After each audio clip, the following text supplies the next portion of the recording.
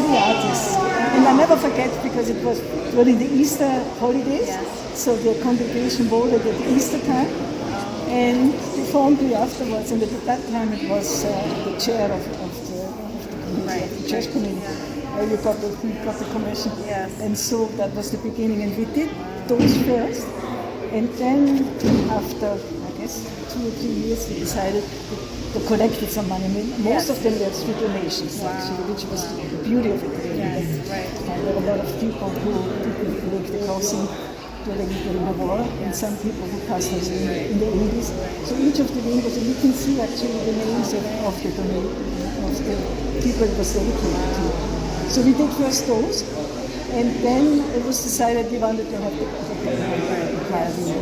And the divisions, those triangle divisions, were already in the architecture. So that was sort of more or less a given of the design. And I never forget, we had a cherry picker to install those windows from the top down. Oh my God. It took me about 10 years of my life.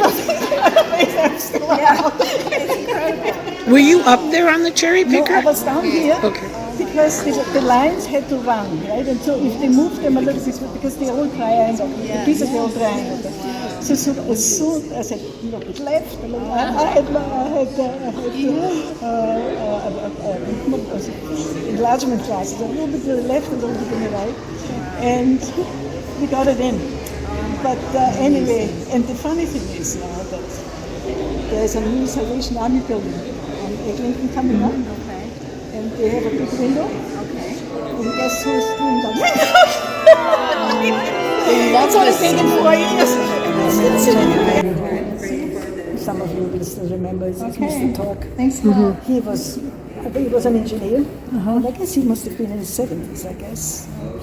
And he was, I guess, the head of the church committee. And he was the organizer and more or less advisor, because his background was an engineering background, on the windows. And I worked very close with him.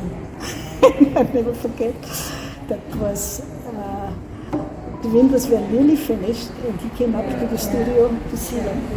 And we had them laid out on the floor, some panels, because there's 6 panels on each of those ones. And being an engineer and being a rather serious gentleman, he was very tall, must have been over 6 feet. Thin but tall. He looked down and said, Mr. Tahedl, if those windows are really well built, I should be able to step on them. I said, no, please not. I could persuade him. He did not step on them, but I've never forgotten that after he left, I said to my husband, oh my God, I want to step on my windows. And then sadly, we lost him. And actually, this choir window was started around 1990. They went out and trying to start collecting money because they wanted this window done. And again, Mr. Turk was involved in it. And then for some reason, I cannot remember why, nothing happened for about over a year or so. And then suddenly got the phone call, yeah, we go ahead with it. So we started it, with the design. Somehow the budget was minimal. I mean, it was a very, very small budget. And that's partially the reason that there's so much white on the sides, which actually is a godsend. I mean, that was, you know, sometimes the things just works to the advantage. But the reason partially was in the beginning because we just had a very small budget. So we started the execution, and I think during the execution, he passed away. He died first of all with his wife. And so I dedicated this being partially to him and actually giving information for him as well. To me, this is the first time I've heard a sequence of windows that goes for seasons. Could you explain that? Yeah, because as I say, the north side, I started with the north side, and the other reason was because I had very little light on this side, right? Yes. And so this is another consideration with stained glass, the light impact. So that's the reason that all these windows are not, and then I didn't want to see the outside. Right. So if you look at that side and this side, this is a lot more opaque. Yeah. And that was the reason. That was the technical reason that I had the transparency, but not that it goes through. Yeah. And then it worked very well with the seasons, because for me the spring was light colors every day, so I start with the spring more or less. And then move into the end, which is a very strong window, which is more or less for me the harvest. Right. So it goes from early spring into middle spring, into the summer, into the harvest. Right. And then move more or less, this would be the cross window, but nevertheless has sort of the late harvest. Going into the late spring. This would be the winter. Yeah. So this is obviously the blue and the darkness, and then moving into the fall. Right. And then in here you get more or less back into the late fall, into the early winter with the snow. Okay. And the last window, totally in the back, is the St. Peter's window, which has nothing to do with the seasons, but it is the small window. When you look at the drawing of the lead lines, it sort of gives you the shape of a rock. Okay. And so you have more or less you are the rock which I built my church. So that, and from the landscape aspect, it is sort of the coastline of the Baltic Sea. Yes. So that's more or less the whole explanation. And I did hold fairly much in that sense. Naturally, the fruit of the spirits are as well connected to the different titles of the witness. As I say, this is, I'm not sure what the name of it is, but those would be the darkness, and it has a specific name in the fruit of the spirit, which escapes me totally in a moment. But it does follow the whole fruit of the spirit. Right. So each of the windows has actually the title of the fruit of the spirits. So that's about the story of the windows. And we developed, the thematic was developed actually by Anne Wallace quite a bit. She worked with me on that quite a bit. So we settled on the fruit of the spirit. I came in with the idea about the landscape. And the other thing I wanted to do is, and I mentioned that I think before, I was very enamored by your woven belts. The woven belts. Right? So I really felt that this whole thing should be symbolically be like a belt who surrounds the whole congregation. And the nice thing was, not only did I get this very nice necklace, but they did give me a belt for the, I don't know if you remember that, and I still have it next to my Quebec belt, which is quite similar. They are amazingly similar, the Quebec, the Quebec belts. But so that was actually one of the major ideas for me for the idea of the composition, was this belt surrounding the whole congregation.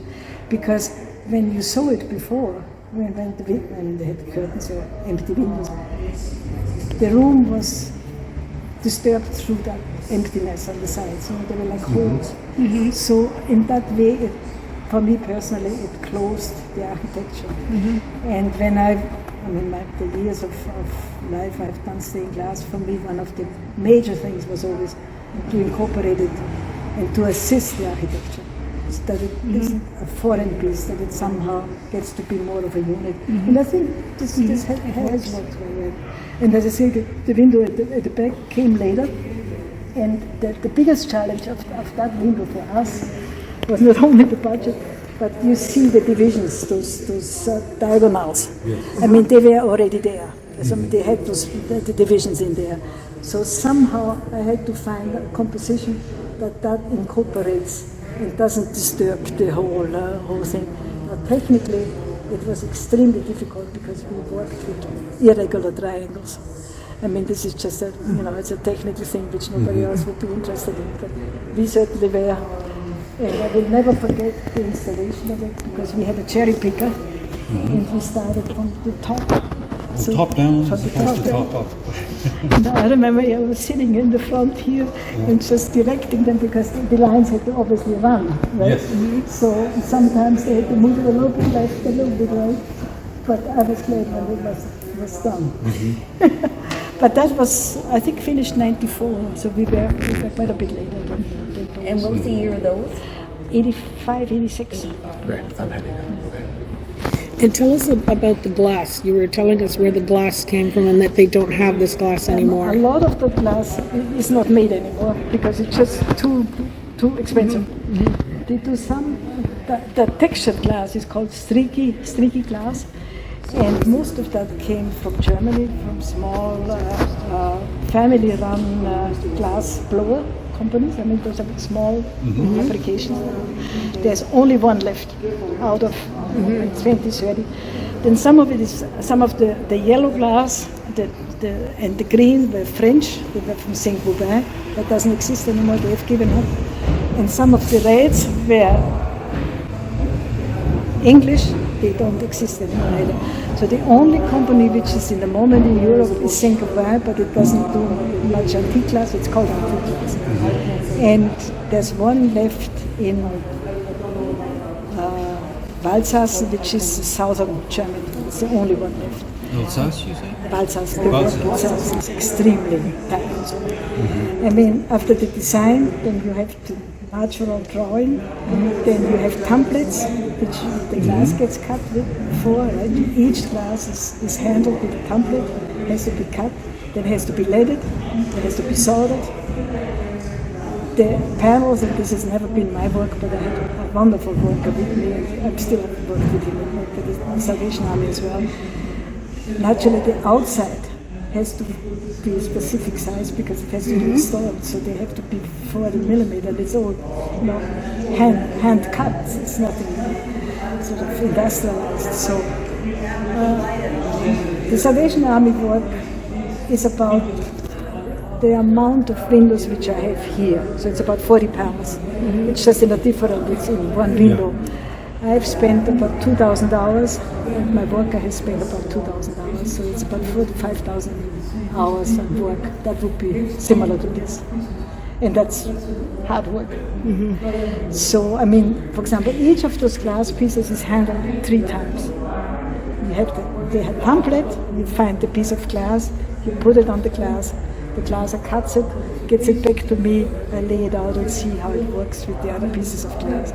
So it's extremely time consuming, but said that, that's the nicest part of the work, because you see how the harmonies of glass work, and that if you do it yourself, and if you don't have somebody who is executing it for you, which very few people do, you have naturally then the possibilities that you can change things a little bit. I mean, you still follow the design, but only slightly, I mean, fairly in overall design. So, for example, if I find a beautiful textured red, streaky glass, then I would place it next to the solid red glass because I find this will work very well. So, those things are decisions while you're executing the You're process. always ready for surprises.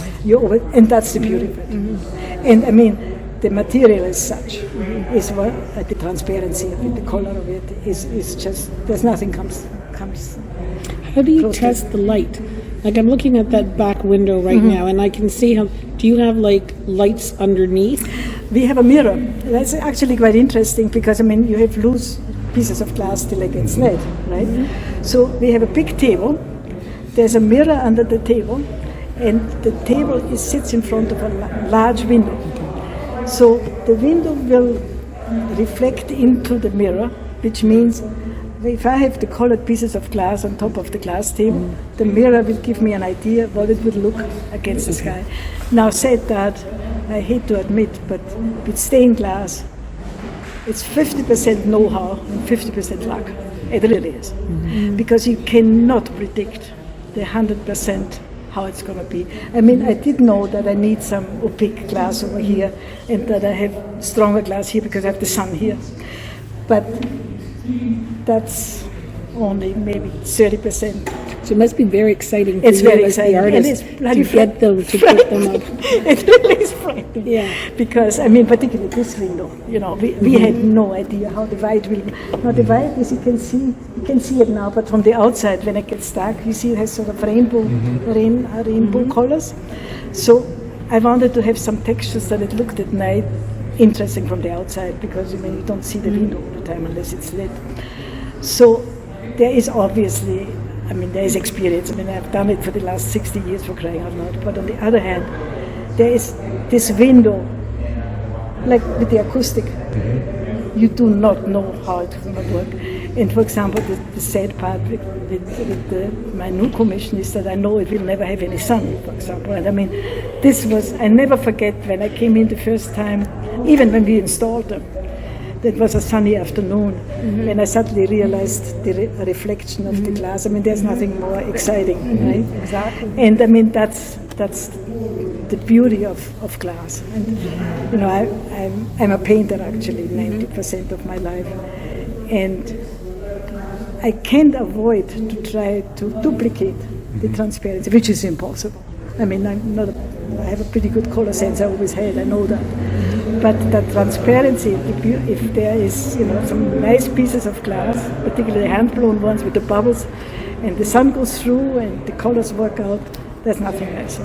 I mean, it's mystical in some ways, and that experience, you know, gives you a high, and that's why you want to do it again. And again, I remember after the first couple of years after I did this, when I was down, I wanted to get some. I came here to just sit here and see the windows, because I mean it does. And as I say, I'm delighted to hear that it looks like that the congregation feels somewhat the same, and that means the work was worth it. Really, I just wish you that you keep the work going. That's it. We're doing our best.